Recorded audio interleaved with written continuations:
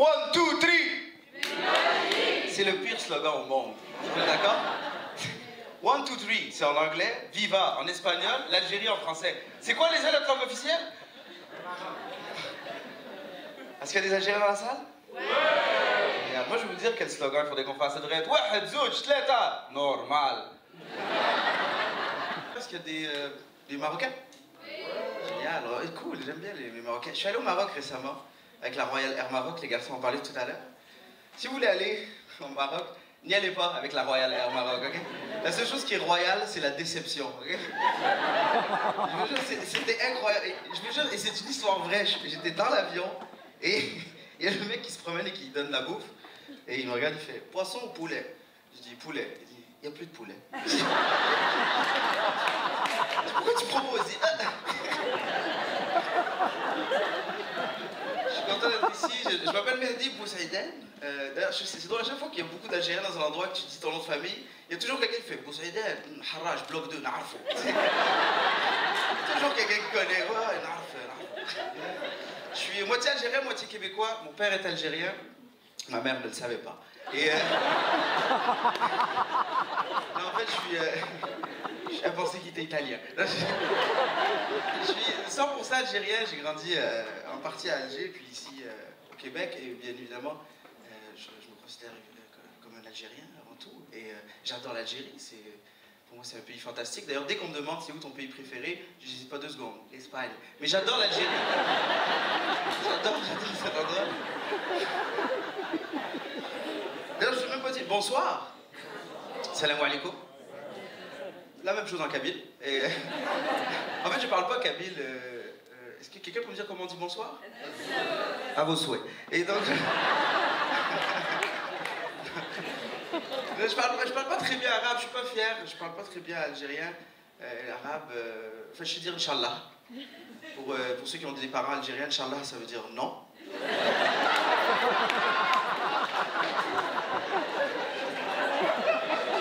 Papa, on peut aller au parc? Inch'Allah. On peut aller au restaurant? Inch'Allah. Je m'amuse quand mon père il m'appelle, il dit « Tu viens nous rendre visite cette fin de semaine? Inch'Allah. »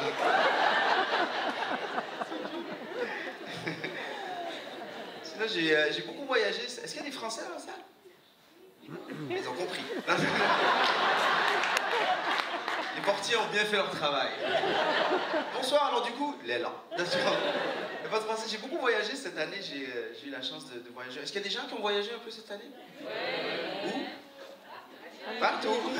T'as vu, on dit que t'es riche. Je suis allé partout. Un billet pour partout. Non, vous êtes allé, oui, évidemment, en Algérie, j'imagine. C'était bien? Oui, c'était cool. De quel coin vous êtes originaire? Pardon? Béjaïa, ah ouais, Béjaïa, c'est cool. Non, mais pour ceux qui ne sont pas allés à Béjaïa, allez-y, il y a plein de belles choses à voir. Non, mais il y a la plage. Béjaïa, est-ce que des gens... Est-ce que... d'autres gens, pas des qui sont allés ailleurs? Ah, j'ai beaucoup voyagé cette année, j'ai eu la chance. Je suis allé en France, j'ai fait beaucoup de spectacles en France. Et j'adore, je sais pas pourquoi, j'aime les Français pour leur émission de télé. Tout à l'heure, ils en parlaient un peu, leur espèce de jeu télévisé. Vous avez déjà vu? Moi, j'ai grandi avec TV5. J'ai beaucoup regardé, tu sais, des chiffres et des lettres, consonne, voyelle, voyelle. 2 voyelles, c'est un malade, ok? Oui? Moi, j'adore leurs jeux télévisés. C'est les meilleurs jeux télévisés au monde. Parce que les mecs, ils sont super bons, ok? Ils ont les réponses à tout et ils gagnent rien, ok? C'est toujours là. Alors, la dernière question. Combien y a-t-il de châteaux en Allemagne? Il y a 128 châteaux en Allemagne si on compte le château de Mückenstorendorf qui a été construit l'année dernière par l'architecte allemand Thomas Müller. Félicitations! Vous gagnez un dictionnaire! Et le mec comme, ah c'est bête, je l'ai déjà lu. Vous avez vu les jeux télévisés ici au Québec? Choisissez une valise, la 4. 35 000 $! Voulez-vous doubler? Oui. 70 000 $! Ça, leurs émissions de cuisine, j'ai regardé récemment, j'ai décidé de me mettre à cuisiner, ok, parce que je voulais manger santé. Donc j'ai acheté tout ce qu'il faut pour cuisiner, des légumes, des couteaux. Et j'étais chez moi et je voulais faire de la cuisine française. Je suis un fan de cuisine française.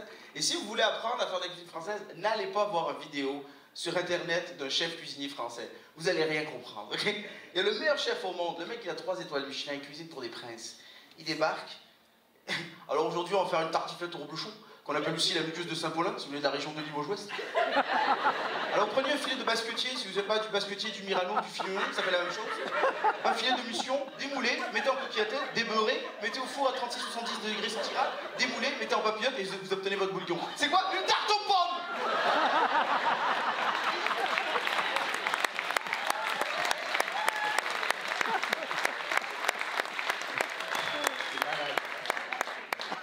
Sinon, je suis allé en Arabie Saoudite cette année. Je suis allé en Arabie Saoudite, je suis allé là-bas pour le Nouvel An.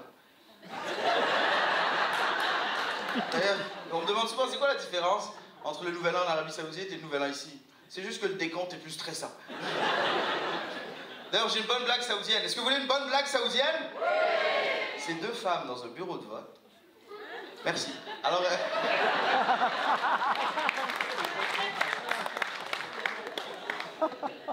je suis allé en Haïti cette année. Ah, Haïti en fait. Est-ce qu'il y a des Haïtiens dans la salle?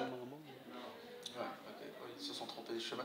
Et j'ai adoré aller en Haïti. J'ai fait un spectacle là-bas et c'était fantastique. Parce que c'était la première fois que j'y allais.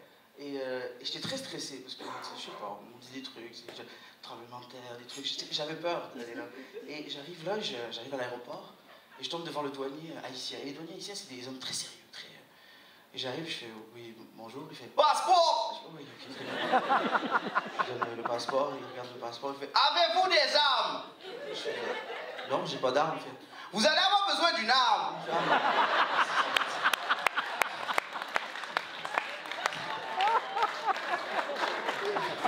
Toute la semaine, je paniquais, j'avais peur de me faire kidnapper. Et à la fin, là, je me dis, ça pourrait être drôle que des Haïtiens me kidnappent, qu'ils appellent mon père. J'imagine juste l'espèce de conversation entre les ravisseurs et lui. Mon père décroche, oui, allô? Oui, c'est les ravisseurs! Oui, vous êtes la sœur de qui? Non, les ravisseurs! Et moi aussi, je suis ravi. Mais vous êtes la sœur de ravisseurs! Oui, qu'est-ce que vous voulez? Nous avons votre fils, nous voulons une rançon. Ok. Combien voulez-vous? 125 $. Vous voulez 125 $ pour mon fils? Ok, 130, c'est bon? Très bien, oui. Qu'est-ce que vous voulez que je donne l'argent? Déposez l'argent dans une valise demain à l'aéroport à midi. Ok, à 3h. 6h30.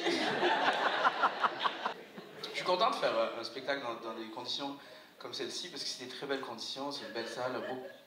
Ah, dommage, juste un peu trop tard. Et parce que les humoristes, des fois, on a des conditions très difficiles. Quand on joue, récemment j'ai eu des conditions très difficiles, j'ai joué dans une prison. Et je savais pas que c'était une prison. J'ai reçu le mail, j'ai accepté, j'ai pas lu, j'ai vu non, moi je pensais que c'était une école secondaire.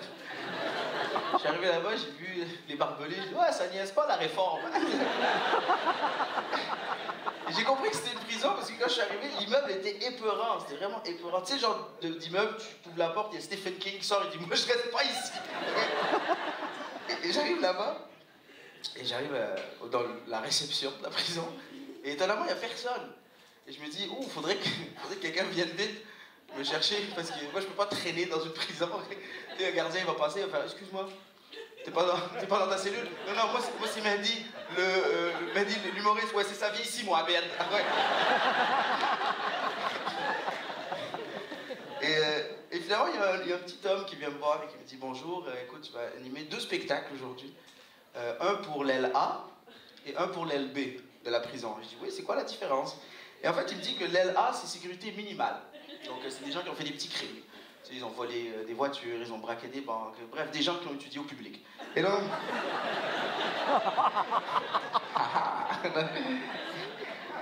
Et après, il me dit, c'est quoi l'aile B?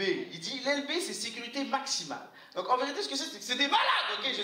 C'est des tueurs. Les mecs, ils ont tué, ils ont passé 2 ans de leur vie dans une boîte, ils ont juste écouté du Faudel. Les mecs, ils veulent tuer, ok? C'est le top de l'agressivité. Plus agressif que ça, t'es une vendeuse chez Aldo. Ok, c'est vraiment... C'est dans le top, ok? C'est des malades, ok? Et je me dis, ok, c'est bon, je peux le faire. Et le spectacle commence. Et je fais le spectacle pour l'aile A. Ça s'est super bien passé. Les gars étaient réceptifs, ils riaient. On dira ce qu'on voudra, les fraudeurs, des amours. Et ça se passe bien et tout. Et là, le spectacle finit et ils vont faire rentrer les gars de l'LB. Et t'as un gardien de la prison qui vient, il prend mon pied de micro et il s'en va. Je sais pourquoi tu prends mon pied de micro. Il fait ah, faut tout enlever ce qui peut être considéré comme étant une arme. Je dis ça c'est une arme. Il dit tu connais pas ces gars-là. Je dis oui mais attends, mais il y a des chaises là, partout. Ils peuvent utiliser les chaises. Il fait non, on va enlever les chaises, ils vont s'asseoir à terre. Et là je commence à paniquer. Je me sens pas bien, je commence à paniquer. Et là ils font. Les mecs de l'LA ils sortent, ok? Et là ils font on va faire rentrer les gars de l'LB et les mecs de l'LA font. Eux-mêmes ils ont peur. Il y en a un, il est sorti, il m'a jeté un regard de pitié. Il est sorti, il a fait genre. Dommage, c'était drôle. Et là, mon cœur commence à battre. Ok, je suis là, ils sortent, je suis tout seul dans la salle et mon cœur bat. Je me dis pourquoi j'ai choisi ce métier? Pourquoi est-ce que c'est ça que je fais? J'aurais pu, je sais pas, travailler à la belle province. Ma vie aurait été facile, ketchup, moutarde, cheveux. Ça aurait été simple. Non, moi je suis là et puis mon cœur bat et ils vont faire rentrer les gars, ok? Et je vous explique, la salle est comme celle-ci, mais pas en pente. Et au fond, il y a une grande porte, et ils ouvrent la porte, et moi j'ai un rideau devant moi, je suis en arrière du rideau, et je panique, ok? Je panique, et là, ils ouvrent les portes. Et les mecs rentrent. Et ils ont comme consigne de garder le silence. Donc tout ce que j'entends, moi, c'est les chaînes frotter sur le sol. Ils s'approchaient de moi. Je relaxe, quoi, tu sais. Et je panique, et je dis, pourquoi vous leur demandez de garder le silence? Ils vont voir un spectacle d'humour, laissez-les parler, faire des blagues, tu sais, mettre un peu d'ambiance. Je sais pas, des blagues de tueurs, ils doivent avoir des blagues. Les tueurs, genre, je suis rentré à l'école, j'ai tué tout le monde, c'était vraiment un bal définissant. Tu sais, je sais pas, des jokes de tueurs, tu sais. Non, rien, ouais, là, au silence total, ok? Je panique, et il s'assoit. Et là, il faut que j'y aille, et il y a le mec du son qui me dit, vas-y, c'est à toi. Et je dis, le mec du son. C'est lui qui a allumé la chaise électrique avant, mais vu qu'il n'y en a plus, c'est le gars du son maintenant. Lui, il a vu des mecs mourir, il a reconnu mon regard, et fait, ah, ça me rappelle les bonnes vieilles années. Et, là, et il ouvre les rideaux. Et là, j'arrive, et il y a à peu près 200 tueurs qui me regardent. Et il y avait, tu sais, de la haine dans leurs yeux. Vous savez, cette haine, tu sais, par exemple, la haine que tu vois dans les yeux d'une mère quand tu lui enlèves son enfant. Vous voyez cette haine-là? Ou pire encore, la haine que tu vois dans les yeux d'une mère de Hochelaga quand tu lui redonnes son enfant. Tu sais, de la haine, ok? Et moi, il faut que je fasse des blagues pour les tueurs. Je veux dire, ces gars-là n'ont pas les mêmes références. Je ne vais pas commencer une blague en disant l'autre jour, je marchais librement dans la rue. Donc il faut qu'ils aient des références. Je suis comme, hey, l'autre jour, j'étais en train de faire caca dans ma chambre, comme vous savez. Et là, je panique et je commence à faire mes blagues. Et étonnamment, ça rentre. Ça va, les gars rient. Et pour elle, ça s'est super bien passé. C'était vraiment un super bon show. À la fin, j'ai eu un standing ovation. Bon, en fait, il fallait qu'ils se lèvent de toute façon. Et à la fin, je me suis dit, mais je les ai jugés, ces gens. Je pensais que c'était des tueurs, des malades et tout. Finalement, ils se sont super bien comportés. Je dis, c'est la dernière fois que je juge quelqu'un avant de l'avoir rencontré. Et là, il y a un des prisonniers qui vient me voir. Il fait, excuse-moi, est-ce que je peux te parler? Je fais, non, arrête! Il fait, non, je ne vais pas te faire de mal. Il dit, merci d'être venu nous voir. Il dit, c'est pas facile ici en prison. Des fois, on a l'impression que la société nous oublie. C'est gentil, c'est bien que des jeunes viennent ici faire des blagues. Il dit, moi, j'ai tué dans ma vie, je regrette. Et il dit, mais des spectacles comme ça me redonne le goût de me réintégrer en société. Et il dit, moi, je sors dans 6 mois et je vais venir voir ton spectacle. Oui, Rachid Badouri.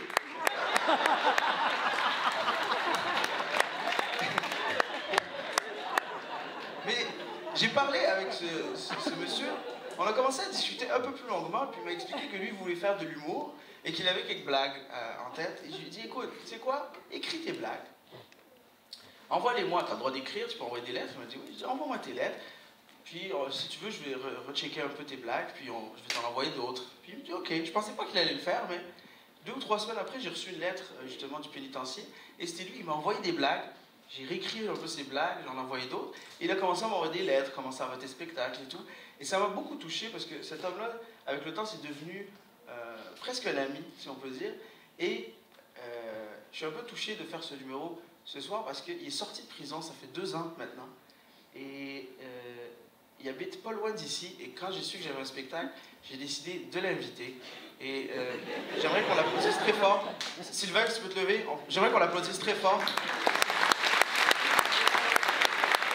Non, il n'y a personne, c'est pas vrai, il n'y a personne. T'as vu les mecs au fond? Merci beaucoup, c'était tout pour moi, bonne fin de soirée.